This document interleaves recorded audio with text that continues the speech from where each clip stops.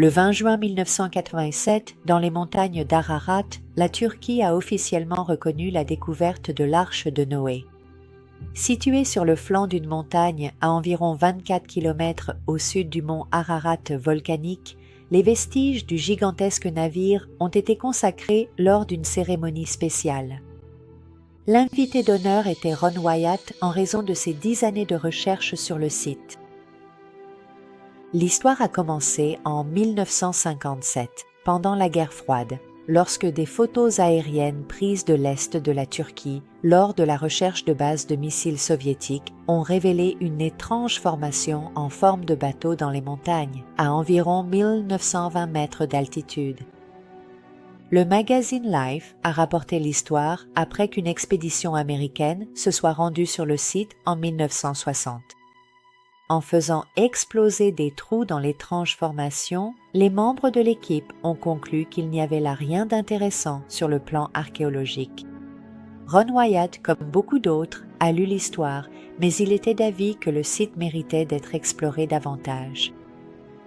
De nombreuses personnes avaient affirmé avoir vu l'Arche de Noé sur le mont Ararat, un volcan, mais Ron savait qu'il s'agissait d'un stratovolcane et il pensait que rien n'aurait pu y survivre. Il a noté le récit biblique concernant l'emplacement de l'arche, et l'arche se reposa au 7e mois, le 17e jour du mois, sur les montagnes d'Ararat. L'Urartu, l'Ararat biblique, était une vaste région de l'est de la Turquie. Cet emplacement était certes plausible, mais le facteur qui a le plus attiré son attention était la longueur mentionnée dans l'article du magazine Life, 500 pieds. La plupart des gens cherchaient une arche de Noé de 437 pieds, basée sur la coudée hébraïque, mais Ron s'est de nouveau tourné vers la Bible pour en savoir plus. Et Moïse était instruit dans toute la sagesse des Égyptiens. Moïse était l'auteur du récit de la Genèse sur le déluge. Il aurait connu la coudée des Égyptiens. La coudée hébraïque n'est apparue qu'après la mort de Moïse, lorsque la nation hébraïque a vu le jour. L'Encyclopædia Britannica indiquait « La coudée égyptienne est généralement reconnue comme ayant été la norme de mesure linéaire la plus répandue ou universelle dans le monde très ancien. La coudée royale équivaut à 20 babelsa 62 pouces. Cela signifierait que l'arche de Noé était bien plus longue que 437 pieds. 17 ans après l'article du magazine Life, Ron fit enfin le voyage en Turquie. Lorsqu'il a vu l'objet en forme de bateau, il a constaté qu'il ressemblait exactement à ce qu'il avait vu en 1960 et il a compris qu'il lui faudrait une autorisation pour fouiller afin d'apprendre quoi que ce soit sur ce qui se trouvait sous la surface. Il est donc rentré chez lui et a demandé à plusieurs amis de l'aider à prier pour qu'un tremblement de terre révèle davantage. À la fin de l'année 1978, il a appris qu'un tremblement de terre avait eu lieu dans l'est de la Turquie et il est retourné sur place en août 1979. À son arrivée, il a été submergé par ce qu'il a vu. Le tremblement de terre avait fait s'effondrer la terre autour de l'objet et une grande fissure s'étendait sur toute sa longueur. Il pouvait voir ce qui lui semblait être les restes de membrures en décomposition le long des côtés désormais exposés. De plus, il a pu mesurer la profondeur des débris ainsi que la longueur. Elle mesurait 515 pieds, soit exactement 300 coudées royales égyptiennes. Il en était désormais convaincu. Il a soigneusement inspecté la surface, cherchant des preuves qu'il s'agissait d'une épave. Il a vu ce qu'il croyait être des structures pétrifiées d'un ancien navire dont le pont s'était effondré. Il a aperçu ce qui ressemblait à des solives de pont et des poutres de soutien du pont. Ce qui était particulièrement intéressant, c'est que le navire semblait être empalé sur un grand affleurement de calcaire.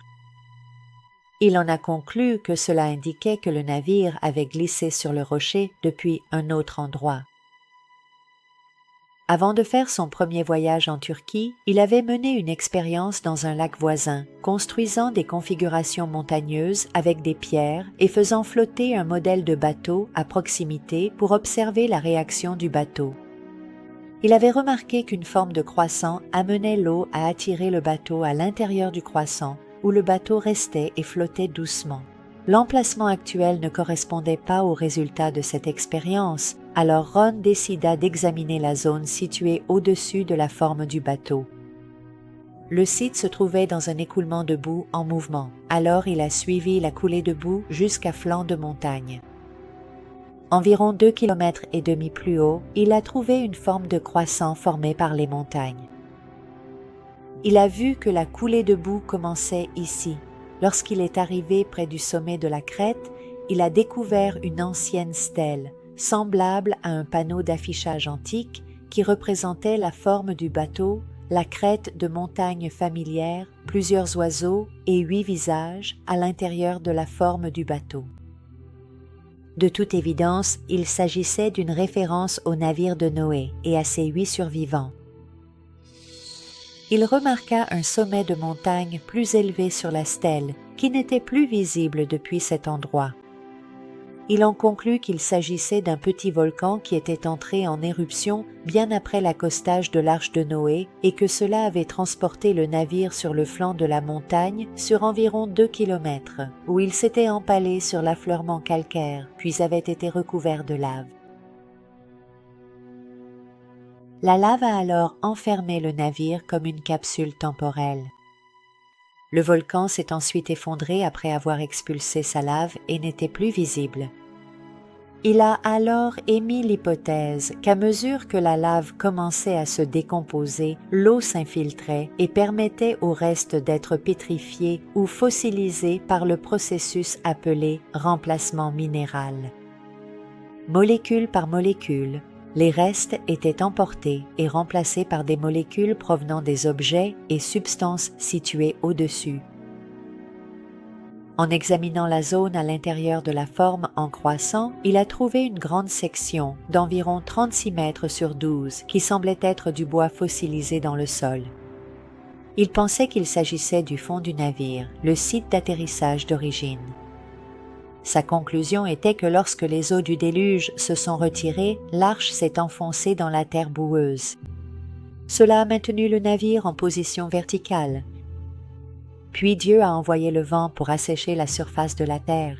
La partie du navire qui s'était enfoncée dans la boue était désormais solidement ancrée dans le sol. De nombreuses années plus tard, lorsque la lave a emporté le navire en bas de la montagne, le corps principal du navire a été arraché. Seule cette section est restée à son emplacement d'origine. Autour de cette zone que Ron pensait être du bois pétrifié incrusté, il a trouvé des échantillons de roches qui lui semblaient très particuliers. Il a prélevé plusieurs échantillons, ainsi que plusieurs spécimens provenant de la forme de bateau en contrebas. De retour chez lui, il les a envoyés pour analyse. Les résultats ont révélé la présence de carbone organique, ce qui indiquait que les échantillons correspondaient à du bois décomposé et fossilisé. Ils contenaient également des métaux tels que le fer et l'aluminium.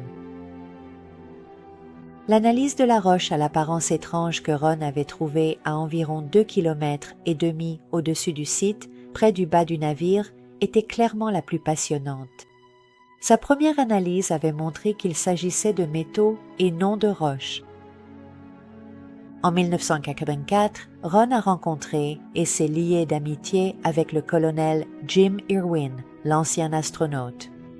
Le colonel Irwin recherchait l'arche de Noé sur le mont Ararat, mais il s'est montré très courtois et s'est intéressé au site en forme de bateau. Ron avait apporté un détecteur de métaux sur le site pour voir s'il existait un schéma de détection de métaux. En présence du colonel Irwin et d'autres membres de son équipe, Ron a utilisé les détecteurs. Il a trouvé des lignes métalliques distinctes sur toute la longueur de l'objet, alors qu'aucune détection de métal n'a été relevée juste à l'extérieur de celui-ci. Ron a demandé au colonel Irwin, qui avait d'impressionnants contacts dans la communauté scientifique, s'il pouvait faire analyser l'étrange spécimen. Le colonel Irwin a envoyé le spécimen aux laboratoires nationaux de Los Alamos, où le géophysicien John Baumgartner a réalisé l'analyse. Les résultats de cette analyse ont suscité l'intérêt du docteur Baumgartner. Le spécimen contenait du manganèse, ainsi que du titane et de l'aluminium, entre autres, et ces éléments n'étaient pas présents sous la forme que l'on trouve dans la nature. En raison de la sophistication des métaux, il s'est demandé si un missile s'était écrasé sur le flanc de la montagne et si Ron avait trouvé les débris. Les preuves passionnantes des lignes métalliques et l'analyse des spécimens ont amené deux nouveaux chercheurs à participer aux travaux, le docteur Baumgartner et David Fasold, un expert en sauvetage maritime qui connaissait tout des navires et de leur construction. Ils ont tous deux rejoint l'équipe. Oh, regarde ça. Oh, eh bien, attendez une minute. Attends une minute. Laisse-moi faire un gros plan de ça. En quelque sorte, Tu veux que ma main soit là pour... ouais, pour pointer ces... Quand des flocons de fer qui sortent, comme là. Là et là. C'est une lecture forte.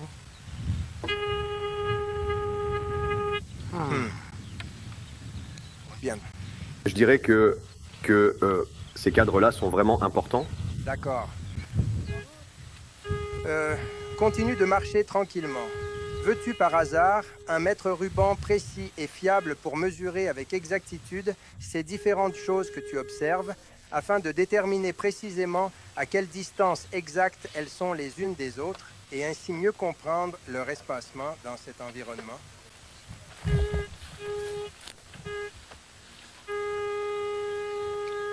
Eh bien, John est un scientifique, un chercheur très compétent. Puis-je me permettre de vous demander, croyez-vous vraiment, honnêtement, que vous avez été sur les vestiges de l'arche de Noé? Je n'ai aucun doute dans mon esprit. Il y a Cela doit être une structure fabriquée par l'homme. C'est plein de métal. Le métal a un motif régulier et la taille et la forme de la chose sont telles que c'est presque certainement un grand bateau.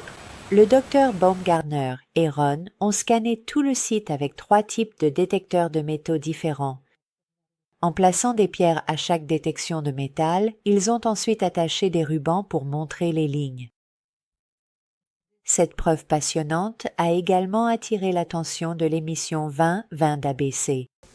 Le site en forme de bateau a été découvert et photographié pour la première fois par un capitaine de l'armée turque en 1959. Il a rapidement été exploré puis écarté comme une curiosité de la nature.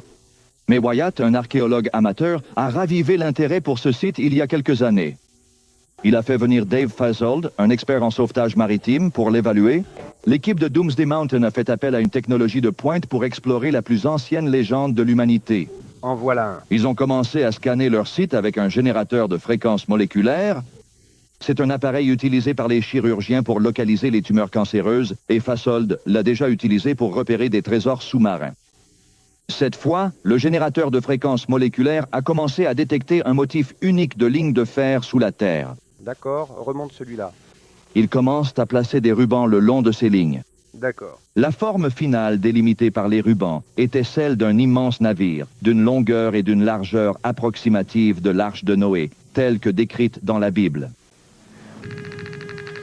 Le fascinant champ de rubans a rapidement attiré l'intérêt du monde académique. On dirait du fer. D'accord. Le docteur John Baumgartner, physicien au laboratoire de Los Alamos, a envoyé des échantillons au labo pour analyse. D'accord. Et il a confirmé que le métal qu'il suivait avec les rubans était bien du fer. Avec la largeur et la longueur connues, la seule question restante était la profondeur. En localisant la profondeur de la coque, il pouvait déterminer si l'objet en forme de bateau avait la capacité de chargement décrite pour l'arche biblique. Pour résoudre cette dernière question, Wyatt et Fasold ont fait venir le géologue Tom Finner en Turquie avec l'équipement radar souterrain haute performance de son entreprise. Un équipement comme celui-ci a permis de localiser l'enregistreur de vol, la boîte noire, au fond du fleuve Potomac, gelé après le crash d'Air Florida. C'est ici, à plusieurs kilomètres du site en forme de bateau, qu'un jeu d'attente a commencé pour Finner et les autres. Le groupe avait besoin d'un dernier feu vert du gouvernement turc pour achever leur exploration de la montagne du jugement dernier. Rappelez-vous une chose, Les restrictions de la loi martiale laissèrent les explorateurs américains isolés du reste du monde sans même un téléphone. ouais, de toute façon, on va s'accrocher comme une odeur de moufette jusqu'à ce qu'il ne reste plus rien, pour aller jusqu'au bout. S'accrocher comme l'odeur sur une moufette. Le gouvernement turc a arrêté l'exploration. Et maintenant? Depuis que nous étions là-bas, Barbara, la situation s'est calmée et ils ont envoyé leur équipe de scientifiques pour examiner le site. C'est un endroit fascinant. Pendant que les scientifiques et archéologues turcs menaient leurs propres recherches, Ron et ses associés poursuivaient leur travail. L'étape suivante était le radar interférométrique sous cirque. Voilà, voici la cloison longitudinale qui est maintenant bien en place et qui sépare les espaces. Tu devrais les voir apparaître, Ron. Ouais, les voilà. En voilà un autre. Ouais. Il y a une ligne clé juste là. Ouais.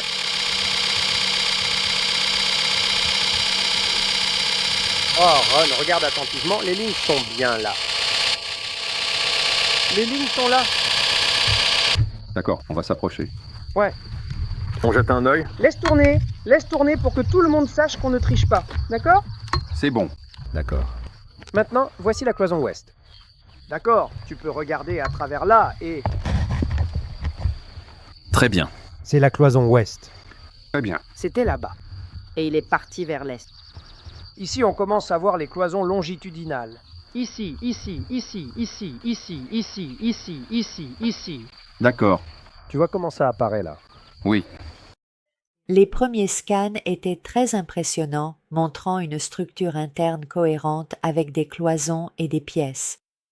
Mais pour s'assurer qu'ils interprétaient correctement les données, Ron a apporté les impressions des scans à Geophysical Survey Systems, le développeur et fabricant du radar. Ces données ne représentent pas une géologie naturelle. C'est une structure fabriquée par l'homme. Ces réflexions se produisent de façon très périodique, trop périodique pour être une interface naturelle aléatoire. Il n'y avait désormais plus aucun doute que c'étaient les vestiges de quelque chose de fabriqué par l'homme. À la fin de l'année 1986, les Turcs ont annoncé leur décision. La cérémonie était prévue pour juin 1987. Lors de cette cérémonie, le gouverneur a demandé à Ron de faire une démonstration du radar sur place pour les journalistes et les responsables militaires. Quand Ron leur a montré un relevé qui, selon lui, ressemblait à une poutre intacte, le gouverneur a alors ordonné à un soldat de creuser à cet endroit précis. Ce qui est apparu, c'est cette section pétrifiée de bois fossile façonnée à la main. La coupe a révélé qu'il s'agissait de bois stratifié, 5 couches de bois collées ensemble avec de la poix clairement visible suintant à l'extrémité. Ce spécimen fossilisé montre que des rivets ont été utilisés dans sa construction.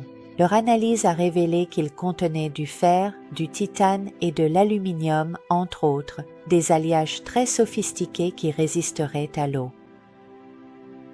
Des spécimens tombant de l'extrémité inférieure du navire, identifiés comme étant du laitier par un expert en métallurgie, ont indiqué à Ron que Noé avait rempli la coque avec des résidus issus de la production métallique des pièces utilisées pour construire l'arche. Des scans radars plus complets ont révélé un navire, bien que partiellement endommagé et effondré à certains endroits, d'une conception très intelligente et moderne, avec un système de rampes à la porte menant à chaque niveau. En 1990, Ron a réalisé ce qu'il appelait une mini-excavation, où il a pris des pelles et en a courbé les lames pour en faire un gigantesque rasoir. Lui et ses associés ont ensuite rasé une très fine couche d'une section, lissant la surface pour faire apparaître la différence de couleur entre les éléments de la structure et la matrice. Par la foi, Noé, divinement averti des choses qu'on ne voyait pas encore, des événements futurs et invisibles, saisi d'une crainte respectueuse et d'une profonde révérence envers la volonté divine, construisit avec diligence une arche immense et solide pour assurer le salut et la protection de sa famille et de tous les êtres vivants qui l'accompagneraient. Par cette action de foi et d'obéissance, il condamna implicitement le monde incrédule et devint ainsi l'héritier légitime de la justice divine qui s'obtient et se manifeste uniquement par la foi sincère et inébranlable. Car, comme aux jours qui précédèrent le déluge universel, une période de grande insouciance et de matérialisme, on mangeait et on buvait sans modération, on se mariait et on mariait ses enfants sans se soucier des avertissements divins, jusqu'au jour fatidique où Noé, en toute conformité avec les instructions célestes, entra dans l'arche avec sa maisonnée et les animaux, et ils ne se doutèrent de rien, absolument rien, jusqu'à ce que le déluge vînt soudainement et les emporta tous dans ses eaux déchaînées. Il en sera de même, de manière similaire et tout aussi inattendue, lors de la venue glorieuse et redoutable du Fils de l'homme, Jésus-Christ, pour juger le monde.